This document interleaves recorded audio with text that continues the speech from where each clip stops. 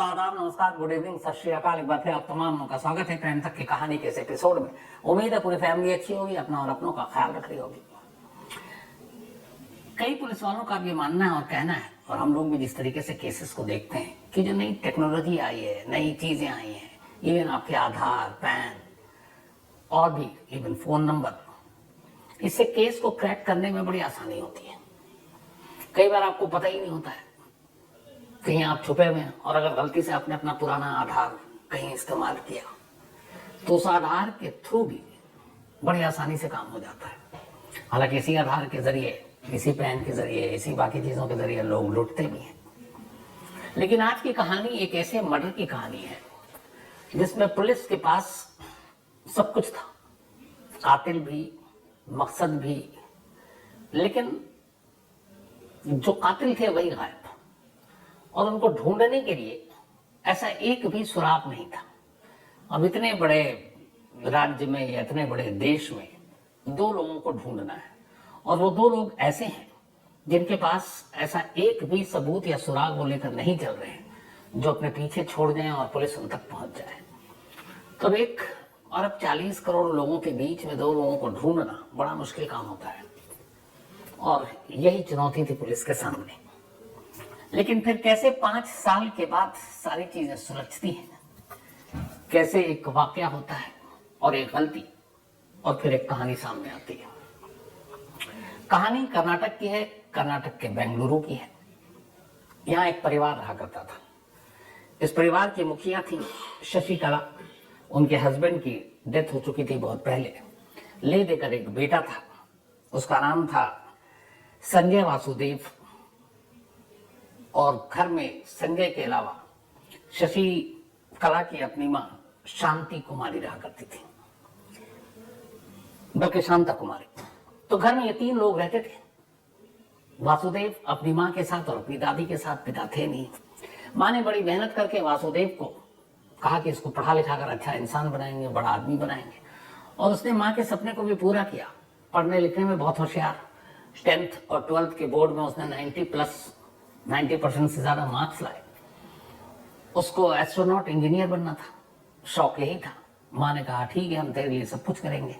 उसके बाद 12th पास करने के बाद एस्ट्रोनॉट बनने के लिए उसने इंजीनियरिंग कॉलेज में दाखिला ले लिया और अब पढ़ाई कर रहा है। निहायत शरीफ, बात करने में बहुत ही अदब तमीज वाला। बेंगलुरु के जिस इलाके में रहा करता था वहां के लोग भी उसके कायल थे कि बहुत सुलझा हुआ लड़का है, सिर्फ पढ़ाई पर ध्यान देता है, पार्ट टाइम को जॉब करता है और अपने घर पर रहता है। तो सभी लोग उससे बड़े प्रभावित थे। जिंदगी ठीक ठाक चल रही थी, बस घर में कभी कभार झगड़ा होता था, और झगड़ा माँ बेटे में नहीं, बल्कि माँ की अपनी बेटी के साथ या फिर दादी की पोते के साथ। और उसकी वजह एक थी, जो दादी थी इनकी, संजय की, शांता कुमारी, वो थोड़े से पुराने ख्याल की थी, और उनका ये मानना था कि बाहर की चीज या बाहर का खाना नहीं खाना चाहिए। अब आजकल इस चीज पे तो बहुत सारे घरों में झगड़ा भी होता है। तो जब भी संजय या संजय की मां शशिकला घर में कुछ बाहर से किसी रेस्टोरेंट से खाना लेकर आती, कई बार बनाने का मन नहीं करता, तो दादी भड़क जाती और वो कहती ये क्या है, ये सब चीजें नहीं लानी चाहिए, और वो फिर बोलना शुरू कर देती। तो कई बार माँ बेटी में झगड़ा होता है, फिर पोता भी बीच में आ जाता। लेकिन फिर भी फिर थोड़ी देर के बाद सभी में प्यार, सभी एक साथ घर में रहने लगते। यह सिलसिला चलता रहा। कई बार पड़ोसियों को भी पता था कि किस वजह से ये झगड़ा चलता था। लेकिन फिर धीरे धीरे अगस्त 2016 की बात है। अगस्त 2016 में एक रोज अचानक घर से दादी गायब हो गई। अब सिर्फ घर में माँ बेटे। अब चूंकि लोग एक दूसरे को देखते थे, मिलते थे, बातें करते थे, तो 70 साल की शांता कुमारी अब घर में है नहीं। तो पड़ोसियों ने पूछना शुरू किया संजय से, उसकी मम्मी शशिकला से कि दादी कहाँ गई है, तुम्हारी माँ कहाँ गई। तो उन्होंने बताया कि वो हमारे कर्नाटक में एक और जगह है, वो वहीं उनके छोटे बेटे के पास चली गई कुछ वक्त के लिए। तो उन्हें लगा बिल्कुल होगा, हो सकता है जा सकती है। तो खैर जितने लोगों ने पूछा सभी को सवाल का जवाब दे दिया कि वो अपने छोटे, मतलब उनके भाई के पास गई है। वक्त बीतता रहा। अगस्त में वो गायब हुई थी। अगस्त 16 के बाद किसी ने देखा नहीं था। अब आ गया फरवरी 2017, फरवरी का महीना। लगभग अगस्त के बाद सितंबर, अक्टूबर, नवंबर, दिसंबर, जनवरी, फरवरी, 6 महीने बीत गए। 6 महीने के बाद एक रोज शशिकला ने जिस घर में रहती थी अपने लैंडलॉर्ड से 2 लाख रुपए उधार मांगे। इससे पहले भी पैसे उसने मांगे थे और उसने दे दिए थे, क्योंकि उसे मालूम था ये अपने बेटे को पढ़ा रही है, इंजीनियरिंग कॉलेज में खर्चा भी है, लेकिन वो ईमानदार थी, लौटा देती थी। तब उसने फरवरी में उससे कहा कि मुझे 2 लाख रुपए चाहिए, मैं आपको लौटा दूंगी। लैंडलॉर्ड ने कहा ठीक है, लेकिन मैं एक साथ नहीं दे पाऊंगा, 50,000 अभी ट्रांसफर करता हूँ, बाकी बाद में। उसने 50,000 ट्रांसफर कर दिया। जब 50,000 ट्रांसफर कर दिया, ये बात है 2 फरवरी 2017 की। उसके बाद अगले ही दिन शशिकला और उसका बेटा संजय घर में ताला लगाकर निकल गए। वो दिन और आज का दिन, मतलब आज का नहीं, अगले 5 साल में। उसके बाद उनका कुछ सुराग ही नहीं मिला, कहाँ गए। घर में ताला लगा हुआ है और घर से जैसे ही बाहर निकले उसके बाद उनका फोन भी बंद। जो नंबर माँ बेटे अब तक यूज किया करते थे वो मोबाइल अब बंद। अब मकान मालिक पैसा दे चुका था, दोनों निकल लिए। अब कहाँ गए किसी को कुछ पता नहीं। दिन बीतने लगा, शुरू में लगा रिश्तेदार के घर गए होंगे, भाई के पास गए होंगे, ये भी था कि दादी भी गए हुई हैं तो वहीं गए होंगे। अब इस घर में एक चीज थी कि जहां पे ये रहते थे उसी घर में उसका एक मेन गेट था और उस मेन गेट का ताला लैंडलॉर्ड के पास होता था। उसकी वजह ये थी कि उस घर के अंदर दाखिल होकर वो जाता था अंदर मोटर चलाने के लिए। बहुत सारे जगहों पे देखता हूं पानी जो आता है टंकी फुल करने के लिए, तो उसको मोटर चलाना होता था, तो सुबह और शाम 1-1 घंटा। तो जब ये रहती थी शशिकला तो वो खुद ही चला देती थी, लेकिन अब वो घर में ताला है तो है नहीं। अब एक चाबी मेन दरवाजे का मकान मालिक के पास, तो हर सुबह और शाम जाता और मोटर चलाता और फिर ताला लगाकर लौट आता। ये उसके जाने के बाद है, फरवरी की बात। कब मार्च आया, अप्रैल, मई, जून। मई में अचानक मकान मालिक ने महसूस किया कि शशिकला के घर के अंदर से कुछ स्मेल आ रही है, कुछ बदबू आ रही है। उसे लगा कि कुछ हो सकता है, चूहा हुआ मतलब। तो उसने शुरू में फिर नजरअंदाज किया, फिर उसे लगा कि कई बार लगा कि नहीं अब नहीं आ रही है। फिर वो अपने काम में ध्यान रखता, मोटर चलाता, चला जाता। ये सिलसिला चलता रहा। लेकिन फिर 7 मई 2017 की तारीख आती है, सुबह के करीब 8:30 बजे थे जब मकान मालिक वहां पहुंचा। मकान मालिक का नाम नवीन है। ताला खोला मोटर चलाने के लिए, उस दिन उसको सुबह बहुत तेज बदबू आई।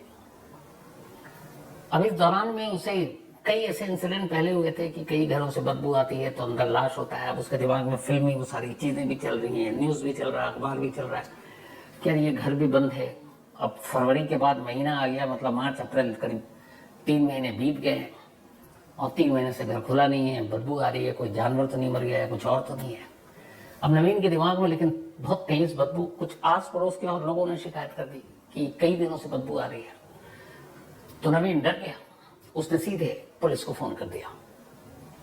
अब पुलिस को फोन किया गया, पुलिस आई, पूछी क्या बात है। तो पुलिस वालों ने बदबू महसूस की। इसका बताया कि ये घर बंद है, इस घर के लोग जो है वो फरवरी से गए हैं। फिर उसने ये भी बताया कि मुझसे पैसे भी लेकर गए थे और उसके बाद से उनका मोबाइल ही बंद है, स्विच ऑफ, कुछ अता पता नहीं कहाँ गए। पुलिस को डाउट हुआ। पुलिस ने बोला ताला तोड़ो। ताला तोड़ा गया, घर के अंदर दाखिल हुआ। घर के अंदर से बड़ी तेज बदबू। और पुलिस ने पूरे घर को छान मारा पर घर में से कुछ मिला ही नहीं। किचन से लेके फ्रिज तक खोल दिया, बाकी चीजें देख ली। अब घर में कोई गार्डन वार्डन था नहीं, इस तरह का फ्लैट था वो। तो जितने बक्से हैं वो खोल दी, अलमारियां खोल दी, सब कुछ खोल दी, कहीं से कुछ भी नहीं मिला। लेकिन बदबू आ रही है। तो फिर पुलिस ने कहा कि यार कोने कोने में देखो, कोई चूहा हुआ हमारा पड़ा हो आसपास में, दरवाजे के पीछे भी। घंटों तलाशी चल रही है, कुछ मिल नहीं रहा है, लेकिन बदबू आ रही है। पुलिस वालों ने कहा यार तो कुछ है ही, सारा सामान तो देख लिया, लेकिन बदबू कहां से आ रही है समझ में नहीं आ रहा। नवीन भी हैरान, उसने कहा कुछ है नहीं, उसको भी तसल्ली हुई कि सब ठीक है। तो पुलिस वाले थोड़ी देर के बाद कहते हैं कि अच्छा हम चलते हैं, क्योंकि हम कुछ मिला नहीं। नवीन ने कहा कि एक बार और नजर दौड़ा लेता हूँ। अब उसने फिर से नजर दौड़ानी शुरू की। अब जैसे उसने नजर दौड़ानी शुरू की, अचानक उसे याद आया कि इस घर में तो एक अलमारी थी इस दीवार पर, और ये अलमारी दिखाई नहीं दे रही है। अब नवीन ने फिर से ध्यान से देखा दीवार की तरफ और उसने पुलिस वालों को जब ये कहा कि यहाँ अलमारी हुआ करती थी, अलमारी तो है नहीं, ये तो सपाट दीवार है। तो ऐसा कैसे, क्योंकि घर उसी का था, किराए पर दे रखा था, उसे सब पता था। तो पुलिस वालों ने कहा यार अलमारी कहाँ से लगा। तो उन्हें लगा कि दीवार के बाहर अलमारी होगी, अलमारी ले गए उठाकर। उसने कहा नहीं साहब, वो तो दीवार के अंदर अलमारी बनी हुई थी और मुझे अब ये दीवार थोड़ी बाहर की तरफ भी दिख रही है। पहले ये बाहर की तरफ थी नहीं और अलमारी गायब है, तो फिर इस दीवार का सस्पेंस क्या है। तो फिर पुलिस करीब गई तो दीवार में कुछ छोटे छोटे सुराख थे। वहां जाते ही बड़ी तेज बदबू आई उन सुराखों से। अब पुलिस का माथा ठनका, क्योंकि ये कह रहा अलमारी थी, यहाँ दीवार है। फिर उन्होंने और ध्यान से देखा तो देखा कि ये इस पे नई सीमेंट लगी हुई इस दीवार पर। अब पुलिस ने मजदूरों को बुलाया और कहा दीवार तोड़ो। अब उस जगह पे जहां अलमारी हुआ करती थी उस दीवार को तोड़ने का काम शुरू हुआ। जैसे ही शुरुआती सीमेंट हटे, अंदर एक अलमारी दिखाई थी। नवीन सही कह रहा था, लेकिन वो अलमारी खाली थी और अलमारी बहुत गहरी और बड़ी थी। उस अलमारी के अंदर अब एक ब्लू ड्रम दिखाई दिया। अब अलमारी में एक ड्रम, लेकिन वो पूरे ड्रम में सीमेंट है, मतलब उसको सीमेंट से ढक दिया गया है, उस पर सीमेंट का लेप लगाया गया है।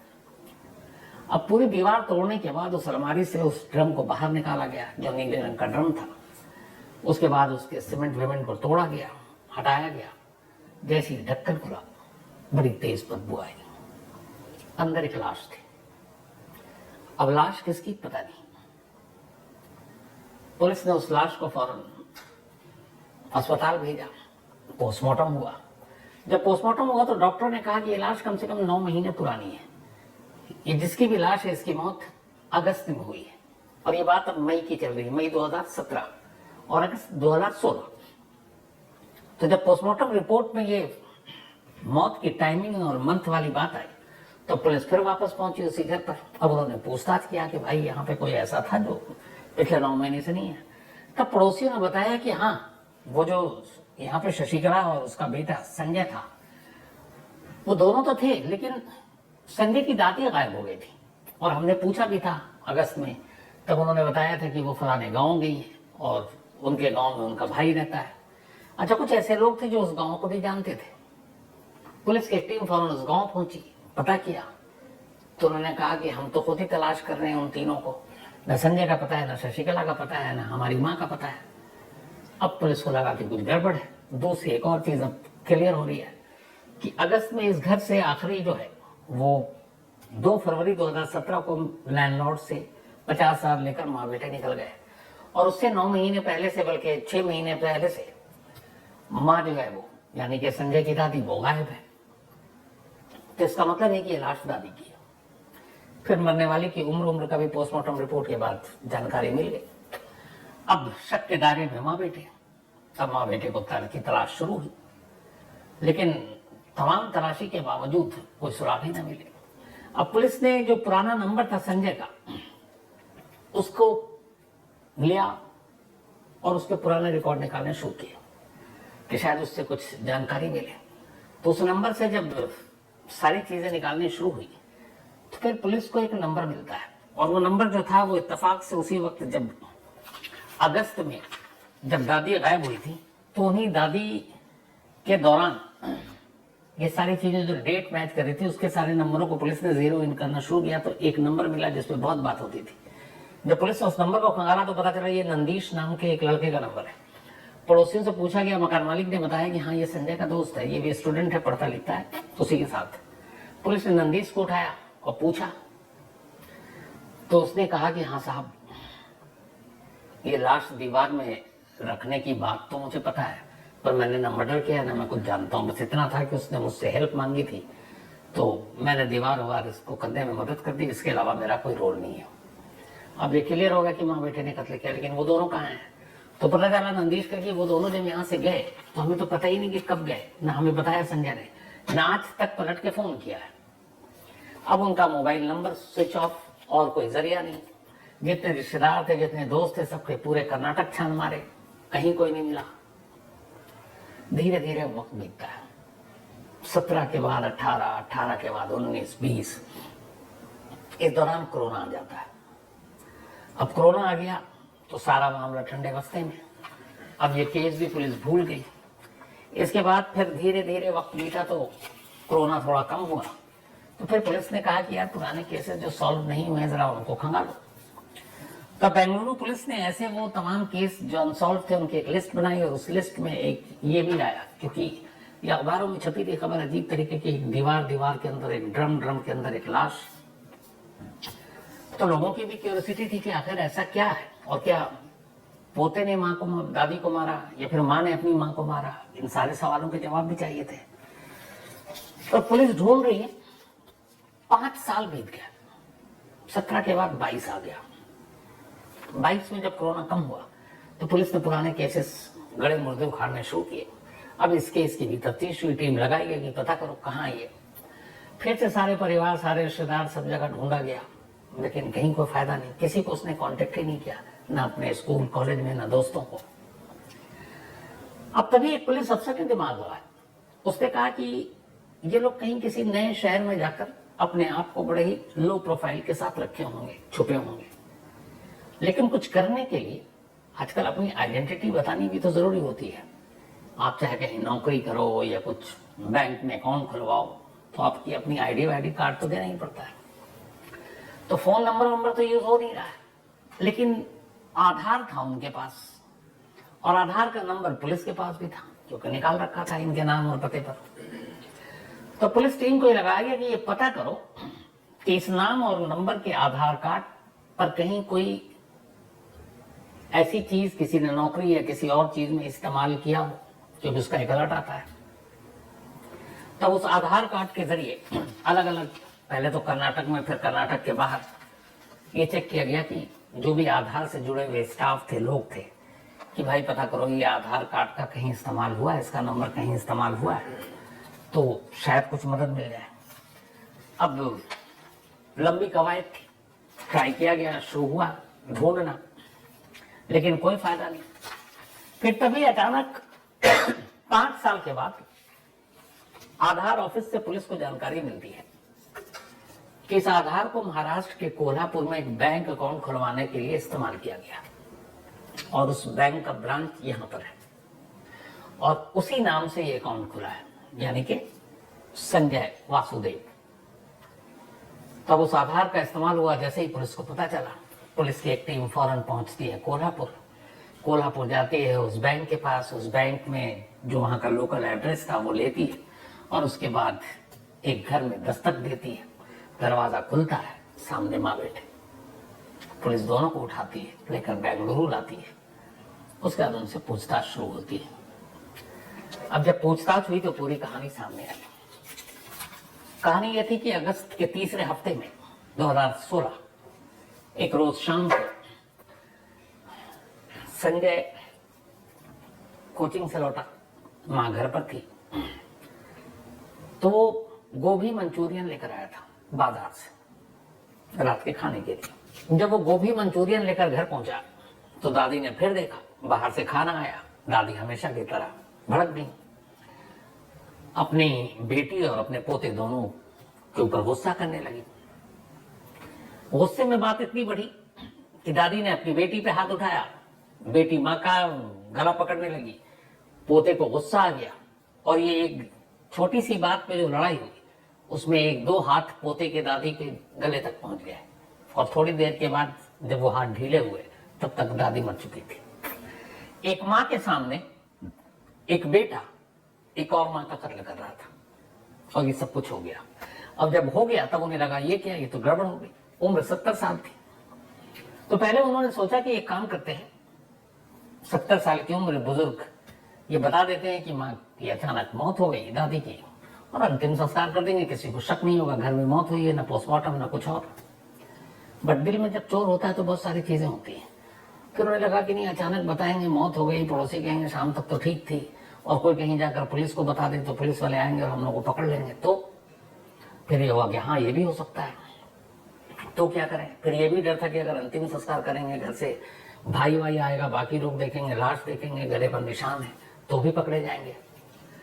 तो फिर माँ बेटे ने कहा नहीं ये ठीक नहीं है, तो फिर क्या किया जाए। तो ये हुआ कि उसने अपने एक दोस्त को फोन किया, संजय ने, और उसने कहा कि तू ऐसे ऐसे बोरी और ये ले आओ और एक लाश को ले जाकर कहीं नदी में फेंकनी है। लेकिन अब घर से निकालकर बोरी में ले जाना लाश, वो भी डर लगा हुआ है कि कोई देख न ले, तो क्या किया जाए। तब फिर इन्होंने एक प्लान बनाया।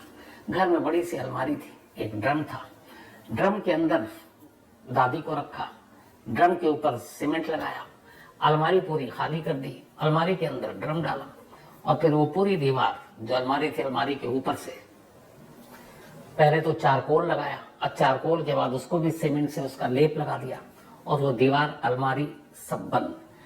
सारी चीज़ें एक एक होल तक बंद कर दिया ताकि कोई स्मेल ना आए। अब उसके बाद वो आराम से, ये अगस्त 2nd या 3rd वीक 2016 की बात है, उसका पूरा अगस्त, सितंबर, अक्टूबर, नवंबर, दिसंबर, जनवरी, फरवरी उसी घर में रहे।